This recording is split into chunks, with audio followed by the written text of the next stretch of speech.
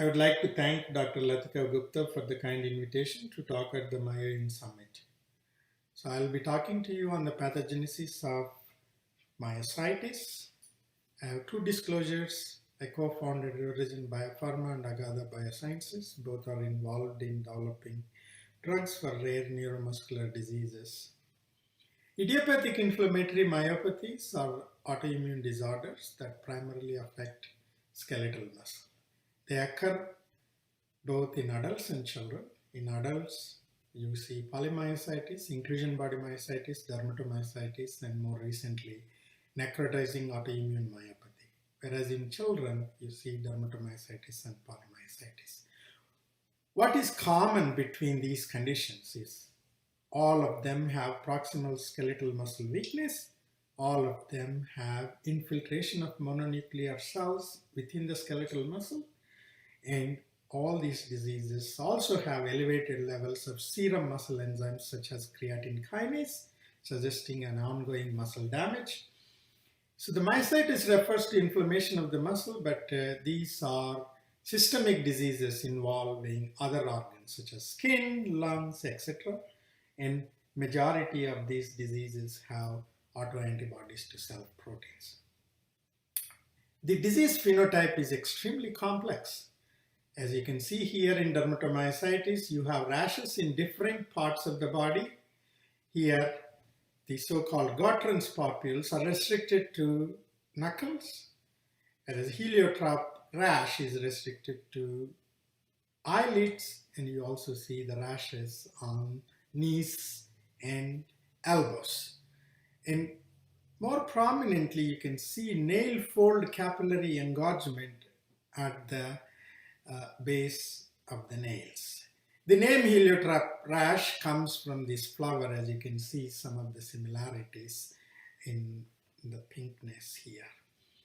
As I said that the rash is restricted to knuckles, whereas in this particular disease, which is definitely not dermatomyositis, you see rashes sparing these areas. That is lupus. So why in lupus you have rashes here and why you have rashes in dermatomyositis? The answer is we don't know.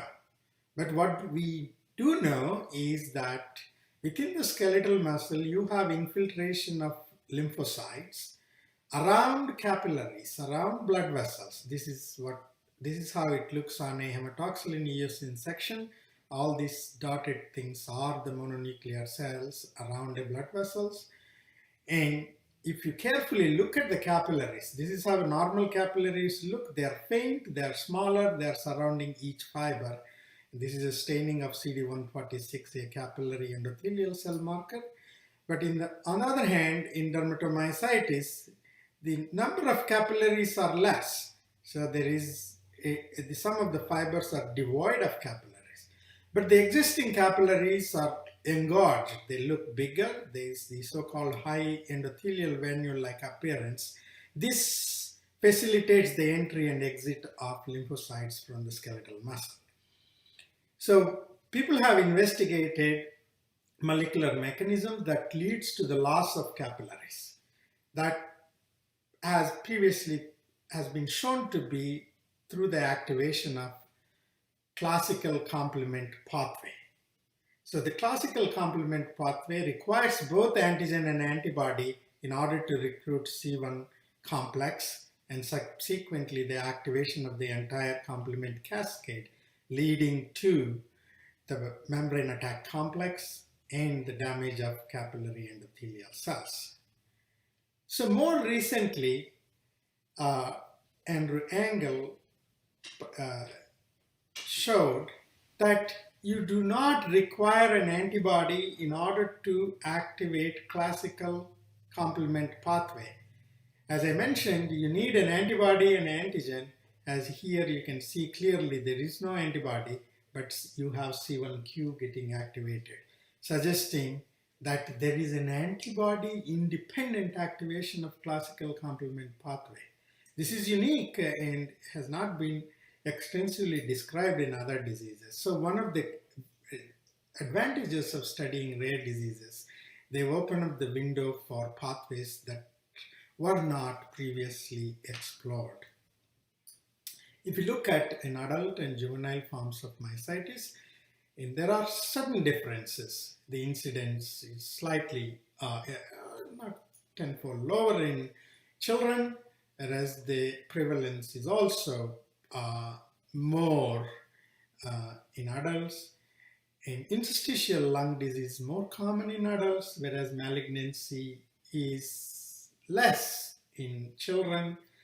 And calcinosis is often present more in juvenile form of myositis, and the mortality in general is higher in adults. Histologically, people have carefully looked at the differences between juvenile and adult dermatomyositis. You have, as I mentioned, quite a lot of inflammation as shown on these H&E sections. You also have presence of certain cells, CD206, CD8, CD31. This is the capillary endothelial staining, and CD68 macrophages.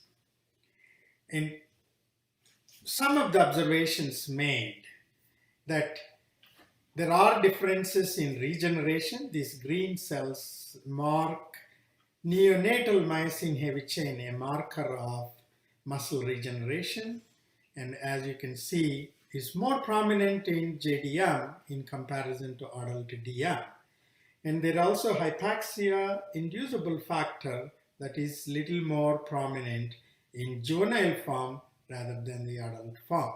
And major histocompatibility complex appear to be pretty similar in both forms. So I just summarized here that perivascular atrophy is more in juvenile form. MSC class 1 is more in juvenile form, likewise capillary loss and hypoxia are more. So slight differences, but all of these are present in both forms, but the degree of presence is different. So coming back to autoantibodies, as I said that we have more than 25,000 proteins in the body.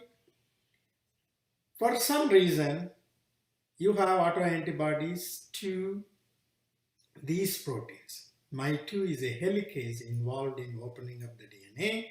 Some of these are transcription factors. So of the 25,000 protein, why My2 antibodies exist only in dermatomyositis, in no other human disease? We do not know. So why this is exquisite specificity to this particular disease. Likewise, you have arthritis in antisynthetase syndrome. You have more interstitial lung disease if you have antibodies to MDA5. You have problems in dysphagia if you have antibodies to FHL1. So, is there a link that these antibodies are giving rise to this particular phenotype? It is unlikely, partly because majority of these antigens are inside the cell. It is unlikely for an antibody to go inside the cell and somehow neutralize the antigen and create a specific unique phenotype. The other thing is that all these antigens, with the exception of FHL1, they are ubiquitously expressed everywhere. They are there in the cells in lung, liver, brain, skin, bone. They are not unique to muscle, they are not unique to skin. So that means, but the phenotype is very unique. The presence of antigen is pretty ubiquitous. So people try to correlate presence of antibodies to muscle weakness, and it is clear sometimes high titer antibodies do correlate, but it is unlike the cause and effect relationship is not proven. But presence of antibodies help to diagnose the particular condition, and consequently you can have good prognosis. Not good prognosis, consequently you should be able to predict the prognosis. So, like as I mentioned, contractions and calcifications are common if you have antibodies to NXP2, whereas malignancy is common if we have an antibody to TIF1 gamma. So again, if we look at, there are slight differences in the prevalence of these antibodies between children and adults.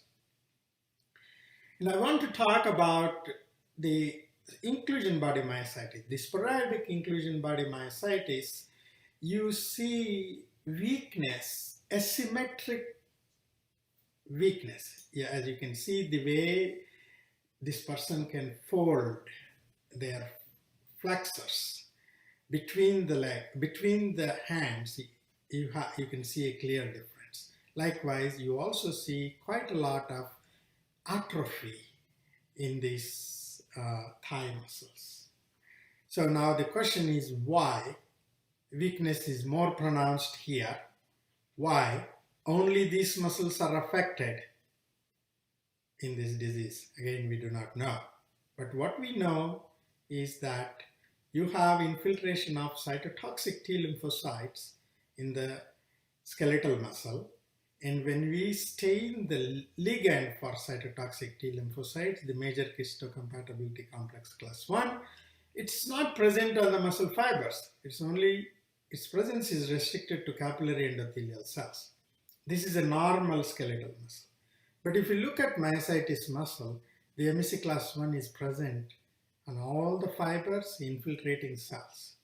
So the presence of MSC class 1 is pathognomonic of myositis. So now people have shown granzyme B positive cytotoxic T cells surrounding these fibers that are expressing MSC class 1. So the theory is for somehow these cells, they surround the fibers and probably they are killing the muscle fibers. It's unlikely. Muscle is 30,000 times bigger than a lymphocyte. So it's very hard for any lymphocyte to kill the entire fiber. So what are the mechanisms that are probably playing in muscle fiber damage and weakness?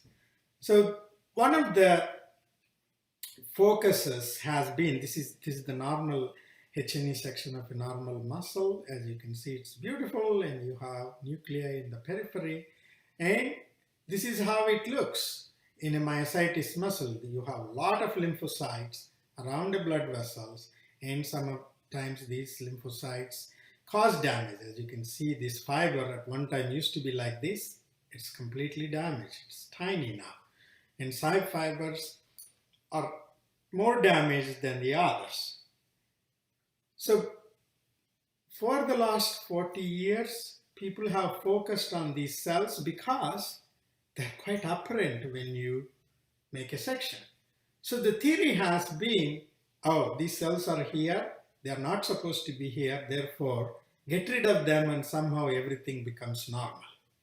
Every single drug that has been developed to date has been directed against these cells. And for the last 40 years, we have learned quite a lot about these cells and very little about how these cells are dying. The primary problem here is the death of these cells, not how these interactions takes place here. So I would like to summarize what we have learned. We learned there are CD8, CD4 T cells that take their cues from antigen presenting cells. They differentiate into cytotoxic T cells. They also, CD4 T cells can be differentiated into various subtypes, and they produce a variety of cytokines. And some of the cytokines produced by the T helper CD4 cells help facilitate the production of autoantibodies. And as I showed before, some of these autoantibodies are mediating complement-mediated damage of the capillaries. And I also showed some of the cytotoxic T cells are recognizing MSC class 1 and probably creating damage. And more as we learn, some of the macrophages contribute to the fibrosis, and more recently you have CD28 negative T cells and M1 macrophages also showing capabilities to mediate damage. So we focused quite a lot. We pretty much ignored this area. So I want to convince you why we need to focus on this. Why focusing for 40 years on this did not result into effective treatments? The reason is simple. Many times you have structural alterations within the muscle with no inflammatory cells. Some patients have more inflammation, less weakness. Others have less inflammation, more weakness. That means it is clearly telling it's not the inflammation that is really creating clinical weakness. Hence, in some patients, you can high dose steroids can virtually eliminate all lymphocytes, but you still have weakness. All these are telling us that there are non-immune, rather non-adaptive immune, non-T, non-B mechanisms. But how do you study this? It's very hard to study in people because you can only take biopsy and look at under microscope and look at them. But doing mechanistic studies is a big problem. So I want to come back to this concept. When I showed you, this was dominating the entire picture. But I would like you to see this is a small part of the entire cascade.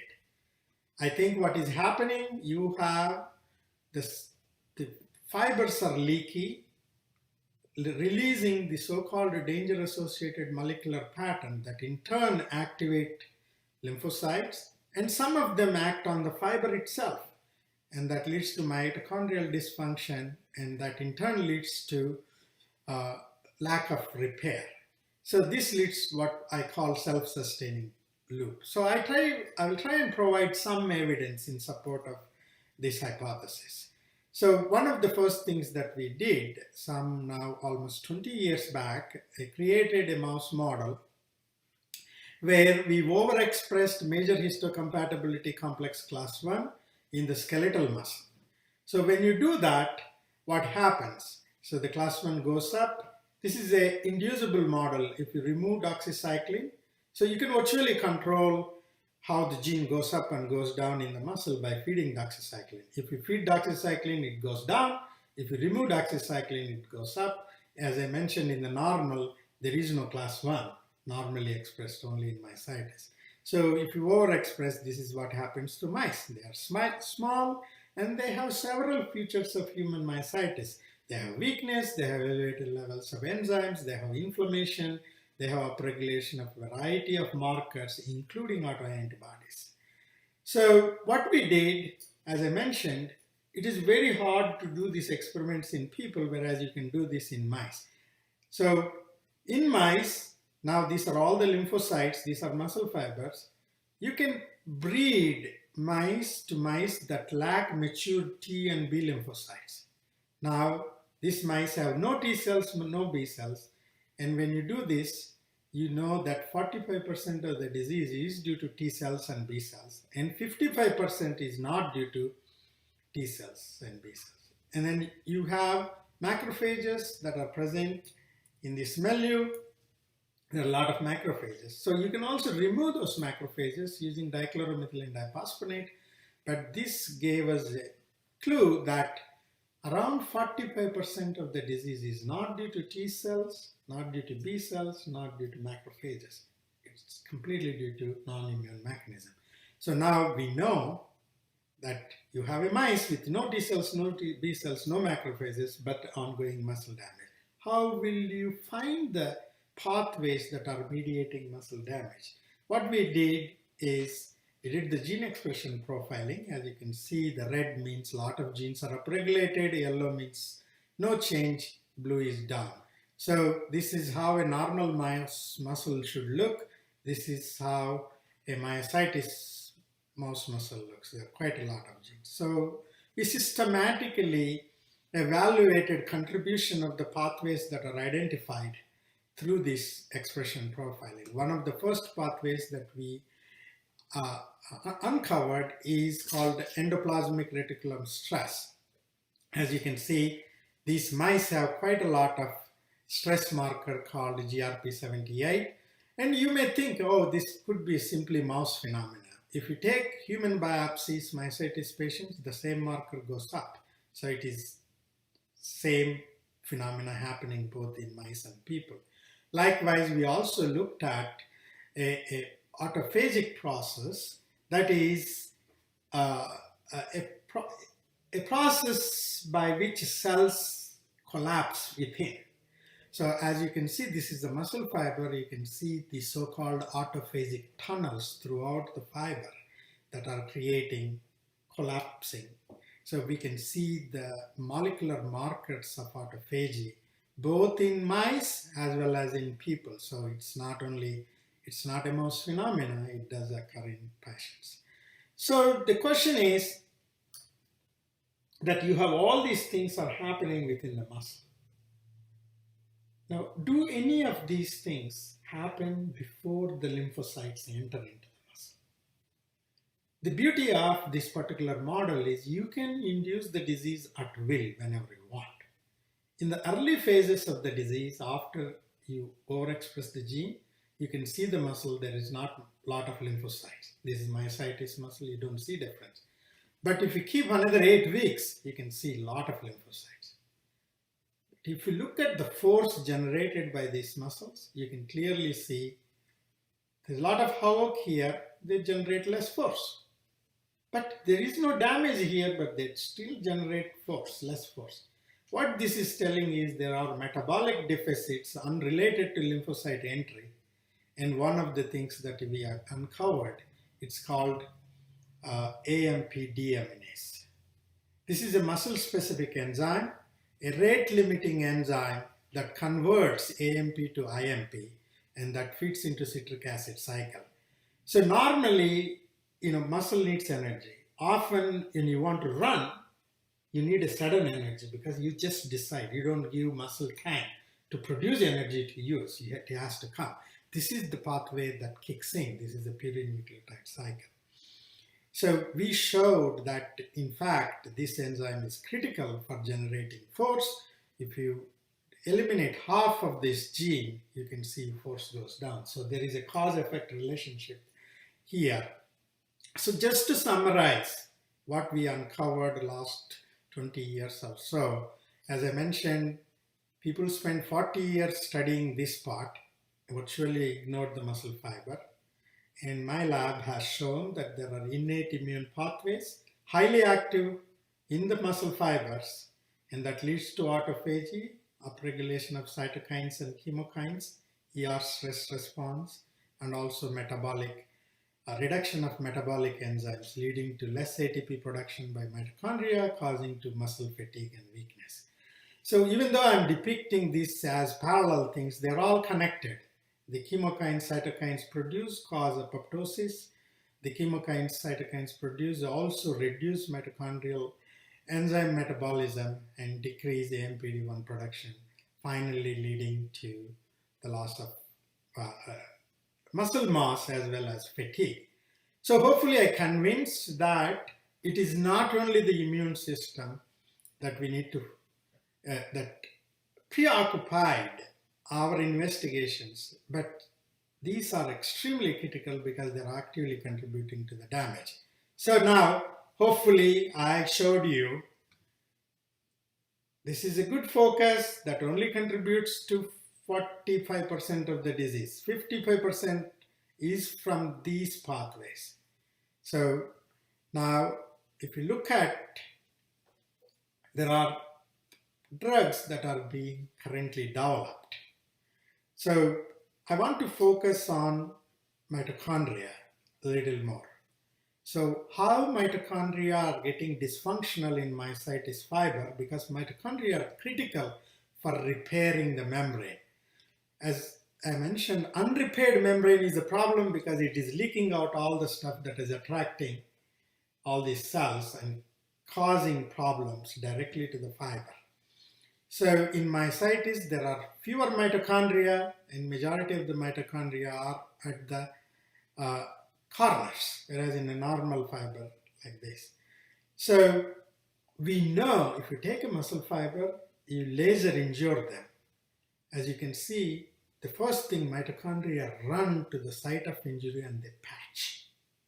If you kill the mitochondria using a mitochondrial poison, CCCP, and immediately the damage is more. That means more dye gets inside. That's how you're seeing the kinetics of the dye. Normal muscle seals that way. If you damage the mitochondria using CCCP, there is more dye inside.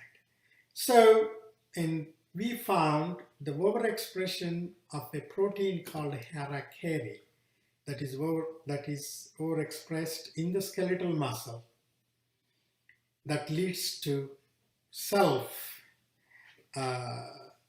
demolition. So this is the term commonly used in Japanese. It's a sacred way of killing themselves. So harakiri mops up the pro-survival factors in mitochondria and makes mitochondria dysfunctional. So the experiments that we did showed there are epigenetic alterations in the mitochondrial protein HRK that leads to upregulation. And as you can see in patients, there is more of HRK.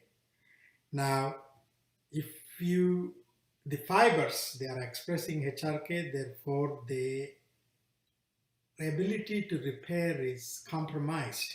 Normal fibers repair so nicely, whereas here you can clearly see it is the dye accumulation that we are measuring here. Now, how to prove that it is purely due to HRK? You take normal cells, you overexpress HRK, and see overexpressed cells have poor repairability. That's what we show here. That means, again, here you see cause-effect relationship. Now, the model is when you and I run, muscle always breaks. Calcium enters, activates mitochondria, and they patch up, repair, we're all happy. But in myositis, there is HRK overexpression that kills mitochondria. You don't have good mitochondria, therefore they fail to repair. And that leads to so-called danger-associated molecular pattern that activate inflammatory cells, that also activate markers on the muscle fibers, so leading to inactivation of mitochondria. So mitochondria play a critical role in mediating this. So what is the best thing that we can do is to focus on enhancing mitochondria through exercise and find drugs that stabilize this, and also find drugs that mediate, that suppress the activation of these cells, because they do contribute around 45% of the disease. So all the drugs to date that are used to treat myositis, as you can see, they're all focused right here, none here. Newer drugs that are focusing to date, all of them again focused here. So we are barking on the wrong door. It is critical to focus on this in order to create. So today we can only modulate the disease. There is no effective cure. So the model is this. When you have injured fiber, the so-called danger-associated molecular patterns are released. They activate macrophages. In fact, they activate muscle fibers. They produce lots of cytokines and chemokines that pull in immune cells, and you have all this cascade that result into the activation of immune response. One of the most common drugs that we use today to treat these diseases is prednisone. As you can see, why prednisone works is because it acts at multiple places. It's a complex process, and this is the only drug that has this many places. But the problem is it has drastic side effects. It works. So today, as soon as you see the side effects of prednisone, you decrease prednisone dose. As soon as the disease symptoms go up, you increase prednisone. So we are playing this. So as I said, Rivergen Biopharma is the company that I co-founded, now developing steroids that have less side effect. Hopefully in the coming years, I'll be here talking to you. I'd like to thank several of the people in my lab who actively contributed to this work for over 2 decades also. And I have very active collaborators from a variety of institutions who gave me human biopsies to investigate the disease process. I'll stop here, take questions, comments.